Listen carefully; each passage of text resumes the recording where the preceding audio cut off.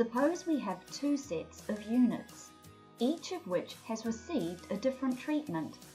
For example, they might be widgets that have been put together using different manufacturing methods. The spreadsheet shows data from an experiment to study yields from two different manufacturing methods. We want to know whether the yields of the two methods differ by more than we would expect from the random variability in the experiment. We would also like to estimate the likely yields from each method. We'll use a two-sample t-test to analyze the data.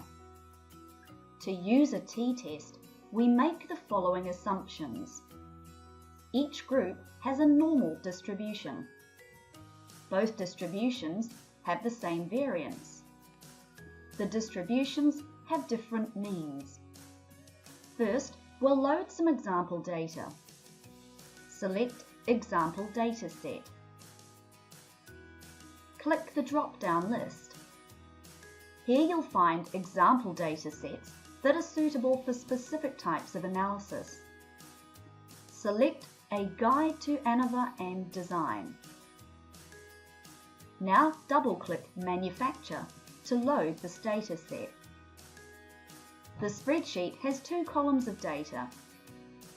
The Method column is prefixed by an exclamation mark, which tells us that this is a factor. The column Yield is a variate. From the menu, select Stats, Statistical Tests, 1 and 2 sample t-tests. Select 2 sample. Select one variate with group factor. Double-click Yield to move this to the Data Variate field. Notice that the Available Data field updates to show our factor. This is because our cursor automatically moved to the Group Factor field after we selected the variate.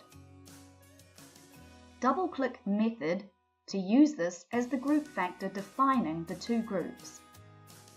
Click Run. To see the output, from the menu, select Window, Output.